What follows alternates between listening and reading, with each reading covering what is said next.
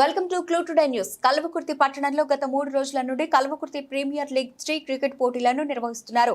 ఈ రోజు క్రికెట్ పోటీల ప్రాంగణాన్ని సందర్శించిన ఐక్యతా foundation executive member Varaprasad Reddy మాట్లాడుతూ కేపీఎల్ 3 క్రికెట్ పోటీలలో ఐక్యతా ఫౌండేషన్ తరఫున చైర్మన్ సుంకిరెడ్డి రాఘవేందర్ రెడ్డి బహుమతులను సమకూర్చడం జరిగిందని అన్నారు. ప్రతి ఒక్క యువకులు గ్రామీణ ప్రాంతాల్లో యువకులు క్రీడల్లో రాణించాలని, గెలుపోవటంలను సమానంగా స్వీకరించారని క్రీడాకారులను ఉద్దేశించి ప్రసంగించడం జరిగింది. కార్యక్రమంలో యువజన కాంగ్రెస్ జిల్లా అధ్యక్షులు రవికాంత్ గౌడ్, తాలూకా అధ్యక్షులు అనిల్ గౌడ్, వివిధ మండలాల యువజన కాంగ్రెస్ అధ్యక్షులు బాలరాజు, రాజశేఖర్, దళపతి గౌడ్, సీనియర్ నాయకులు శ్రీరాములు, నరేందర్, యూసుఫ్ బాబా, హుస్సేన్, గణేష్, శ్రీపతిరాజు, పర్షాబకుల్లా, రమేష్, ఎన్ఎస్యుఐ నాయకులు శ్రీను నాయక్, మల్లయ్య, కొండల్ రమేష్, మల్లె జహీర్, నాగేష్, శ్రీకాంత్ వర్మ వీరితో పాటు తదితరులు పాల్గొన్నారు.